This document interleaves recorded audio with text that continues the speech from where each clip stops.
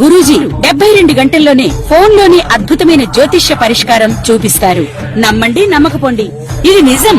శ్మశాన కాళి రుద్ర చౌడీదేవి ఆరాధకులు నంబర్ 1 వశీకరణ స్పెషలిస్ట్ గురూజీ.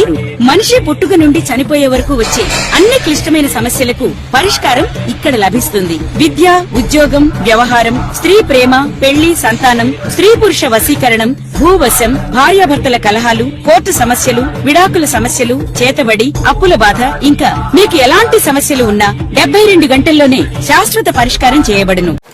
ఓం శ్రీ గురుభ్యో నమః. ఓం గం గణపతయే నమః. ఐం సరస్వత్యై నమః. ఓం శ్రీమాత్రే నమః. ఓం త్రయంబకం యజామహే సుగంధిం పుష్టివర్ధనం. ఉర్వారుకమివ బంధనాత్ మృత్యోర్ముక్షేయమామృతాత్. ఓం నీలాంజన సమాభాసం రవిపుత్రం యమాగ్రజం ఛాయా మార్తాండ సంభూతం తం నమామి శనైశ్చరం. ఓం శనైశ్చరాయ నమః.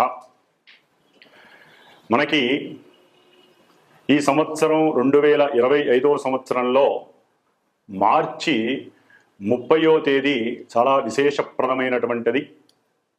ఎందుకంటే ఈ యొక్క రోజున మనకి ఉగాది కావటం, అర్ధరాత్రి మనకి 6 గ్రహాలు మీనరాశిలో సంచరిస్తూ షష్టగ్రహ కూటమి, ఆ తదుపరి పంచగ్రహ కూటమిగా మానవుల మీద, దేశం మీద, ప్రపంచం మీద ప్రకృతితో అనుసంధానం చెందినటువంటి గ్రహాల యొక్క వీక్షణలు ప్రకృతి మీద తన యొక్క ప్రకోపాలని చూపిస్తూ వైవిధ్యకరమైనటువంటి ఎన్నో రకాల ఫలితాలని మన మీద చూపెట్టబోయేటటువంటి సమయం చాలా తొందరగా ఆసనమైంది. అందులో ముఖ్యంగా మనం కర్మకి కారకుడైనటువంటి శని భగవానుడు అందులో చాలా పెద్ద హీరో పాత్ర వహిస్తున్నాడు. ఇప్పటి వరకు దాదాపుగా ఒక 6 సంవత్సరాల నుండి కూడా తన యొక్క స్వక్షేత్రాలైనటువంటి మకర రాశి మరియు కుంభరాశిలో ఎన్నో విధాలైనటువంటి నక్షత్రాలతో అనుసంధానమై తన యొక్క స్వక్షేత్రము, మూలత్రికోణము అయినటువంటి తన యొక్క సొంత ఇళ్లల్లో ఆయన ప్రయాణం చేస్తూ ఎంతోమందిని ఎన్నో రకాలుగా కాపాడుతూ, సరే ఎవరైతే పూర్వజన్మ కర్మాల్ని అనుభవించాలో ఆ కర్మలని అనుభవింపజేస్తూ ఆ శనీశ్వరుడు తన యొక్క మంచితనాన్ని అట్లాగే తన యొక్క ఇబ్బందుల్ని కూడా కలుగజేశాడు. మరి ఈ యొక్క మార్చి 30వ తేదీన శని భగవానుడు మీనరాశిలో సంచరించటం వలన మేషరాశి నుంచి మీనరాశి వారి వరకు ఆ యొక్క శని సంచారం వలన కలిగేటటువంటి ఏలినాడి శని ప్రభావాలు, అష్టమ శనిగ్రహ ప్రభావము, అర్ధాష్టమ శనిగ్రహ ప్రభావాలు ఏ విధంగా ఉంటాయో మరి మనం తెలుసుకుందాం. ముఖ్యంగా శని భగవానుడి గురించి మాట్లాడాలంటే చాలా ధైర్యం ఉండాలి, ఓపిక ఉండాలి, సహనం ఉండాలి. అట్లాగే మేము మాట్లాడితే చూసేటటువంటి మీలాంటి ప్రేక్షకులకి, వినేటటువంటి శ్రోతలకి కూడా చాలా మనోధైర్యం ఉండాలి. ఎందుకంటే గ్రహాల యొక్క వీక్షణలన్నీ కూడా చంద్రుడి మీద ప్రేరితమై ఆ చంద్రుడే మనకి మనస్సుగా రూపాంతరత చెంది ఉంటాడు. కాబట్టి మరి మనోనిగ్రహ అట్లాగే మనోస్థైర్యము మన శరీరాన్ని నిలబెడుతుంది. మన మనస్సు ద్వారా ఎన్నో ప్రకోపాలు లోపల వాత, పిత్త, శ్లేష్మ అనేటటువంటి త్రిగుణాత్మక రోగాలు కలుగజేసేటటువంటి దోషాలు మనలో ఉన్నాయి.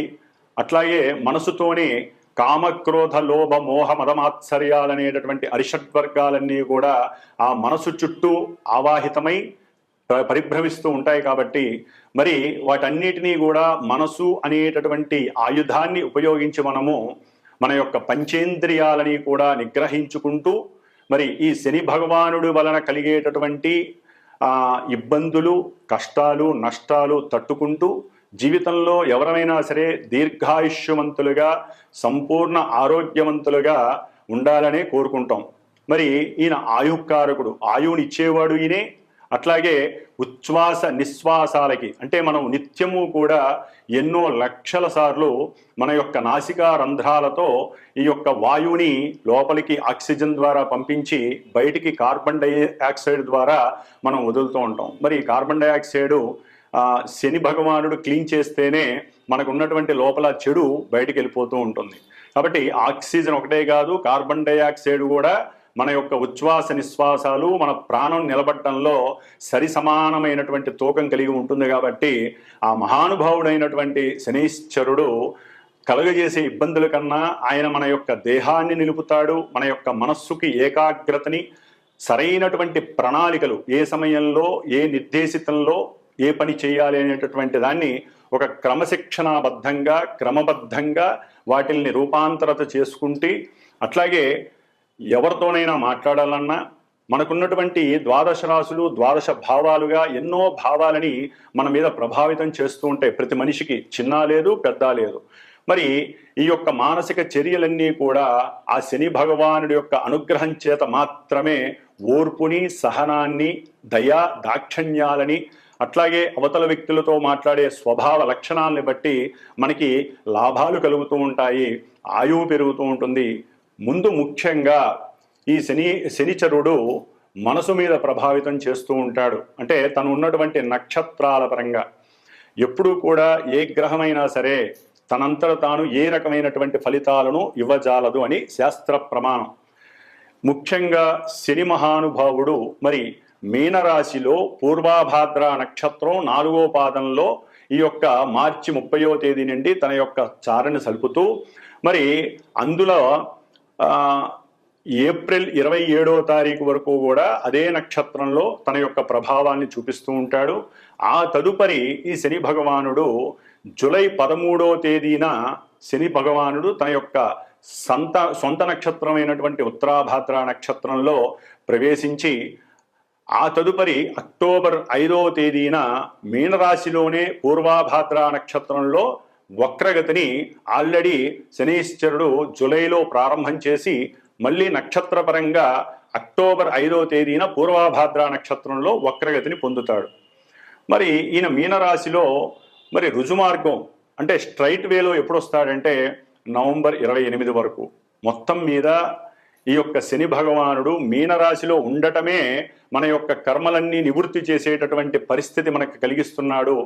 పూర్వజన్మల్లో మిగిలి ఉన్నటువంటి పుణ్యాన్ని ఈ జన్మలో మనము దేవతా ప్రతిష్టల ద్వారా కానీ లేకపోతే ఆయన జలరాశిలో ప్రవేశిస్తున్నాడు కాబట్టి నదులు, బావులు ఇలాంటివి తవ్వటం ద్వారా కానీ, నదుల యొక్క అనుసంధానం చేయటం ద్వారా కానీ, అంటే కొంతమంది కీర్తివంతులైనటువంటి ప్రజానాయకులు ఉంటారు, పెద్ద పెద్ద గొప్పవాళ్ళు, వాళ్ళు ఈ విధంగా నదులు, చెరువులు వీటిని గనక కాపాడినట్లయితే శని భగవానుడి యొక్క ఆగ్రహం బదులు అనుగ్రహం కలుగుతుంది.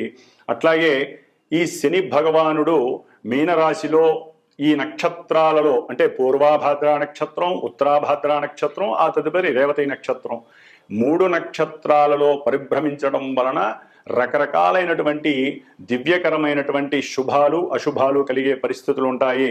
అట్లాగే ఈ యొక్క శని భగవానుడు మరి 30వ తేదీన మనకి మీనరాశిలో ప్రభావితం అవటం ద్వారా ఏ రకమైనటువంటి ఏ రాశుల వారికి ఏ రకమైనటువంటి ప్రభావాన్ని సూచిస్తాడనేది తెలుసుకోవడం. అట్లాగే ఈ శని భగవానుడు ఇప్పటి వరకు 30వ తారీఖు వరకు కూడా కొన్ని రాశుల వారికి ఏలినాటి, అష్టమ, అర్ధాష్టమ శని రూపాలతో వారిని ఎన్నో రకాల ఇబ్బందులు, కొన్ని మంచి చేసినటువంటి పరిస్థితి.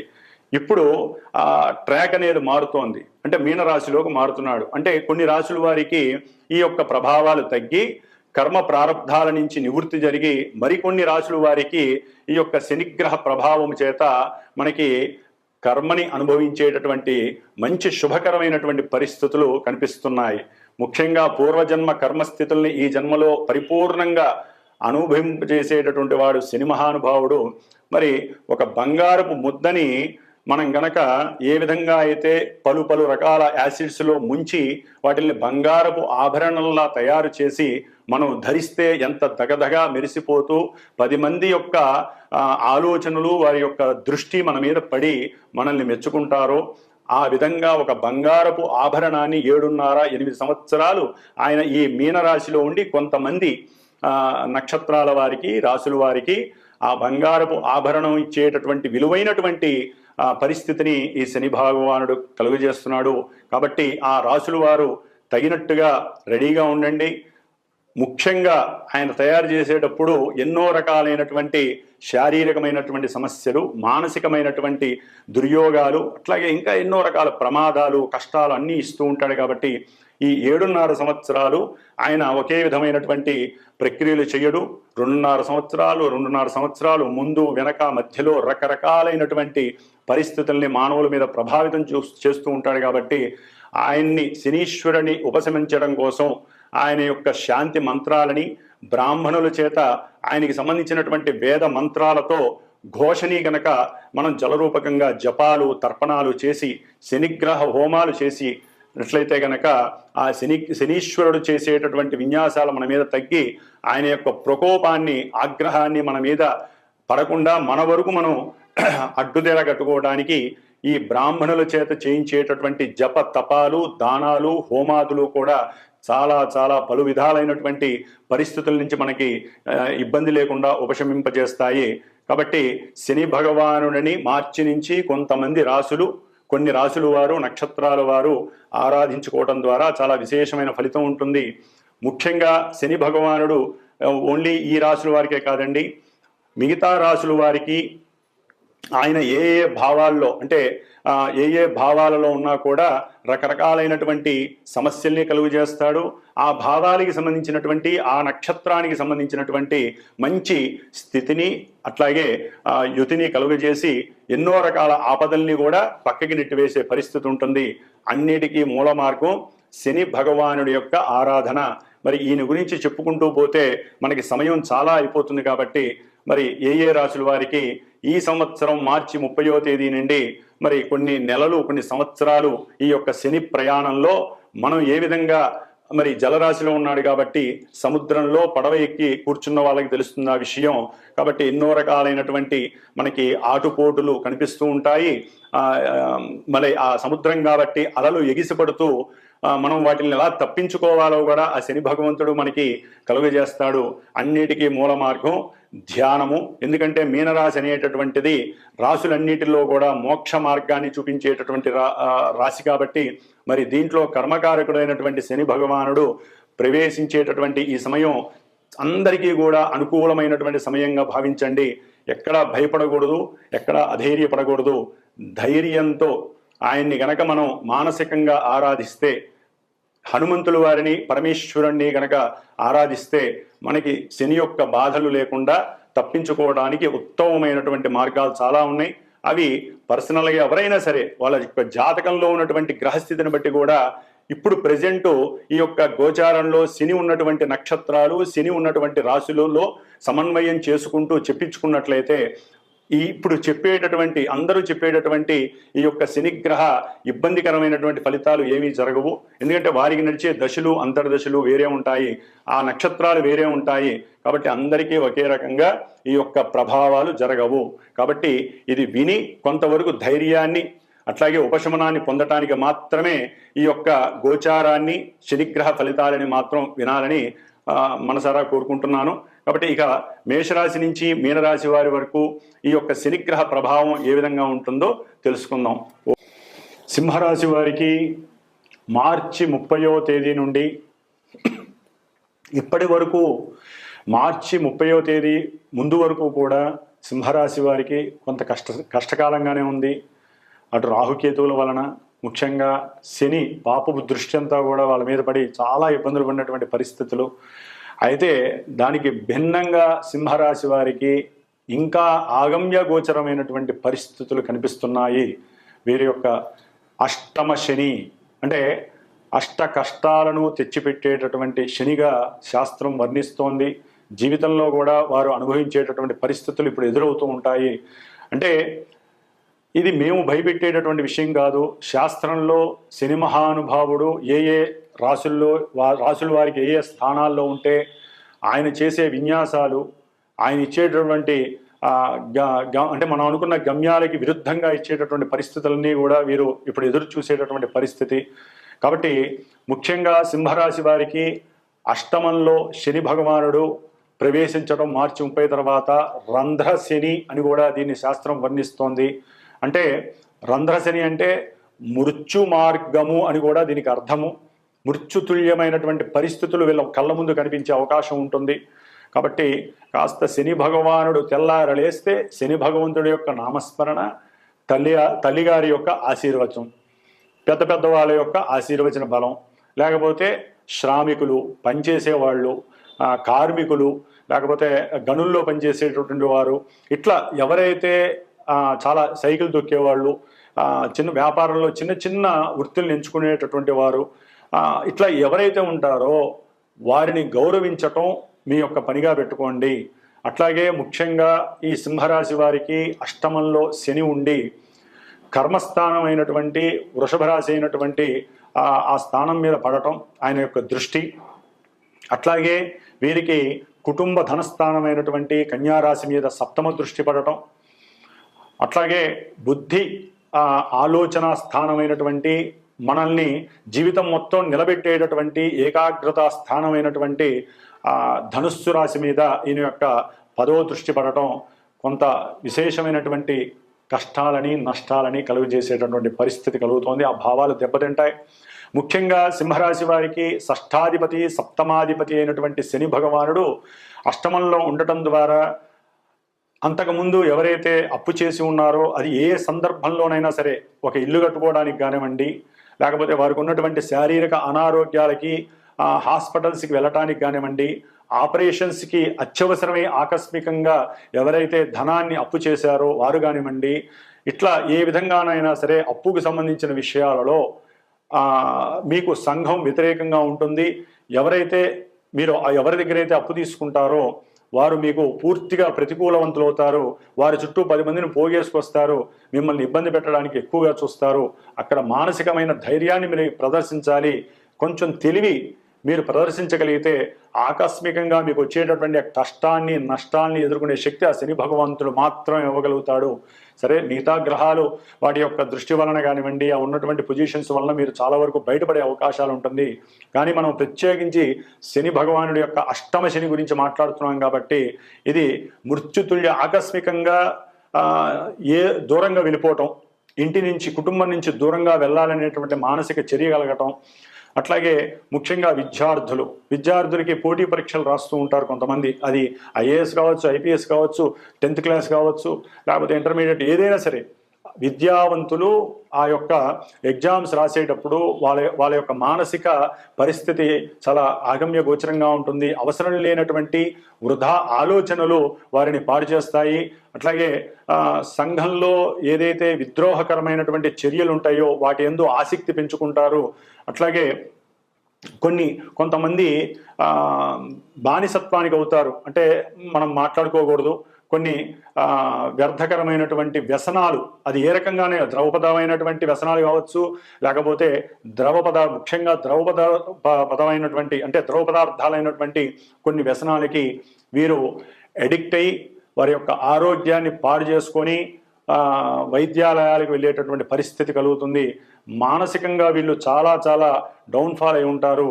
కాబట్టి కుటుంబంలో ఉన్నటువంటి వ్యక్తులు, పెద్ద వ్యక్తులు కానివ్వండి, లేకపోతే తల్లిదండ్రులు కానివ్వండి, వీరికి మంచి చెడుని, లోకంలో జరుగుతున్నటువంటి ఇబ్బందుల్ని కూడా వారికి తెలియజేస్తూ ఉండాలి. స్త్రీకైనా పురుషుడికైనా సరే, తల్లిదండ్రులు, ముఖ్యంగా కుటుంబ సభ్యులు ఎవరైనా సరే, బంధుమిత్రులు, ఎందుకంటే మన కుటుంబంలోనే బంధుమిత్రులు వీరిని చెడగొట్టడానికి, వీరిని రకరకాలైనటువంటి వ్యసనాలకి వీరు అలవాటు చేసి వారి యొక్క పనులు నెరవేర్చుకోవడానికి, వారు స్వలాభం పొందటానికి ఎక్కువ అవకాశాలు ఉన్నాయి. కాబట్టి సింహరాశి వారికి సంబంధించినంత వరకు వృత్తిలో ఆకస్మికంగా వీరు చేసే సేవగా వృత్తిలో కొంత ఎదురు సమస్యలు వస్తాయి. చేసే వృత్తిలో మీ సుపీరియర్స్ ద్వారా ఉన్నటువంటి ప్రమోషన్ బదులు దూరంగా పంపించే అవకాశం ఉంటుంది, లేకపోతే డెప్యుటేషన్ మీద బయటికి వెళ్ళే అవకాశం ఉంటుంది. దానికి కూడా అవసరమైతే మీరు ఇక్కడ ఉండాలి అనుకుంటే డబ్బు ఖర్చు పెడతారు, ఎవరైతే సుపీరియర్స్ ఉన్నారో వారికి, అది కూడా మీకు ఫలించదు. కాబట్టి అలాంటి ప్రయోగాలు చేయకండి. దాని ద్వారా ధన నష్టమే కలుగుతుంది, కానీ మీకు ఎక్కడా లాభం అయితే కలగదు. అట్లాగే ఆర్థికంగా ఆకస్మికంగా బంధుమిత్రాదుల వలన, బంధువుల్లో మీకన్నా అంటే ఎవరైతే పెద్దవాళ్ళు ఉంటారో వారికి కొంత ప్రాణాపాయం కలగడం ద్వారా వైద్యాలయాలకి వెళ్ళటం, ఖర్చులు పెట్టడం, లేకపోతే ఆకస్మికంగా ప్రమాదాలు జరగడం ద్వారా ధనం కోల్పోయేటటువంటి పరిస్థితులు కలుగుతూ ఉంటాయి. ఒకటే ప్రయాణం చేస్తున్నప్పుడు కానీ కుటుంబంలో ముఖ్యంగా మాట్లాడేటప్పుడు ఆచితూచి మాట్లాడండి.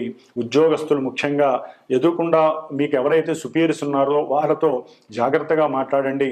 అనవసరమైనటువంటి తగాదాల జోలికి పోవద్దు. ముఖ్యంగా రాజకీయ నాయకులైతే చాలా చాలా జాగ్రత్తగా మాట్లాడాల్సినటువంటి పరిస్థితి. రాజకీయంగా ఉన్నతమైన స్థితికి వెళ్ళాలి, వారి కర్మల్లో వారు ఎన్నో రోజులు బట్టి దీర్ఘకాలికంగా ప్రయాణం చేస్తూ వస్తారు. రాజకీయ రంగంలో వారు ఎదకపోవడానికి కారణం ఇప్పుడు ప్రారంభమవుతుంది. ఆల్రెడీ ఎదిగిన వాళ్ళు, ఆల్రెడీ ఎంతో డబ్బుని పొందినటువంటి వారు రాజకీయ పరంగా ఇప్పుడు కోల్పోయే పరిస్థితి వస్తుంది. వారి మీద రైట్స్ జరుగుతాయి. కొంతమంది రాజకీయ నాయకులు ముఖ్యంగా మన హిందూ దేశంలో ఆంధ్రప్రదేశ్లో గొప్ప గొప్ప నాయకుల మీద ఆర్థికపరమైనటువంటి ఇష్యూస్ ఎక్కువగా బ్యాంకుల వలన వాళ్ళు బ్యాంకులు మోసం చేసినటువంటి పరిస్థితుల్లో ఆర్థికపరమైనటువంటి లావాదేవీల్లో వీళ్ళు కొంత ఇబ్బందులు పడే అవకాశం ఉంటుంది. కాబట్టి రాజకీయ నాయకులు జాగ్రత్తగా ఉండండి. వారికి సహకరించే లాయర్లు కూడా ఇబ్బందులు పడే అవకాశం ఉంటుంది. చెరసాలలు, జైళ్ళు వీరికి పొందే అవకాశం శని భగవానుడు ఇస్తున్నాడు. అంటే కర్మని పరిపూర్ణంగా మృత్యుతుల్యంగా తీసుకువెళ్ళటానికి రంధ్రశని ద్వారా ఈయన నెత్తి మీద తాండవం చేస్తున్నాడు. కాబట్టి సంఘంలో చాలా జాగ్రత్తగా మాట్లాడండి. మీరు డబ్బు ఇవ్వద్దు, డబ్బు అప్పిచ్చిన వాళ్ళ దగ్గర జాగ్రత్తగా మాట్లాడి డబ్బును తీసుకోండి. అనవసరమైనటువంటి తగాదాలకు పోవద్దు. అనవసరమైనటువంటి ఆలోచనలతో మీరు మీ శారీరకంగా త్యాగం చేయడానికి సిద్ధపడకండి. నీటి దగ్గర జలగండ ఉండే అవకాశం ఉంటుంది. నీటి దగ్గర జాగ్రత్తగా ఉండండి. పిల్లలతో మాట్లాడేటప్పుడు కానీ, కుటుంబంలో భార్యతో మాట్లాడేటప్పుడు కానీ, లేదా పిల్లలకి డబ్బులు ఇచ్చే స్థితిలో కానీ వాళ్ళతో సంయమనంతో మాట్లాడి 10 రూపాయలు అయితే అట్లీస్ట్ రూపాయన్నరన్న వాళ్ళకి ఇవ్వండి. లేకపోతే వాళ్ళ వలన మీకు లేనిపోని సమస్యలు, వారే మీకు శత్రువులే కూర్చుంటారు. పిల్లల్ని కండిషన్లుగా పెంచండి. అట్లాగే మీ ఏకాగ్రతతో శని భగవానుడు ఆరాధించండి. జప తపాదులు హోమాదుల ద్వారా మాత్రమే మీరు బయటపడగలుగుతారు. అట్లాగే ఆలోచించి ధనాన్ని ఖర్చు పెట్టండి. అజాగ్రత్తగా ఉండకండి. చాలా జాగ్రత్తగా ఈ 3 సంవత్సరాలు 2.5-3 సంవత్సరాలు మీరు జాగ్రత్తగా ఉంటే విజయం మీదిగా చేసే ప్రతి ధర్మంలో మీరు విజయవంతులై ఉంటారు. కాబట్టి చాలా జాగ్రత్తగా సింహరాశి వారు శని ధ్యానాన్ని చేస్తూ శివాభిషేకాల ద్వారా మృత్యుంజయ హోమాన్ని తప్పకుండా మృత్యుంజయ పాశుపత హోమాన్ని ఆచరించడం ద్వారా వీరికి చాలా వరకు ఆరోగ్యపరంగా బాగుంటారు. లేనిపోని ఆర్థిక సమస్యలు వీళ్ళని ఇబ్బంది పెట్టవు. ఓం శ్రీమాత్రే నమః.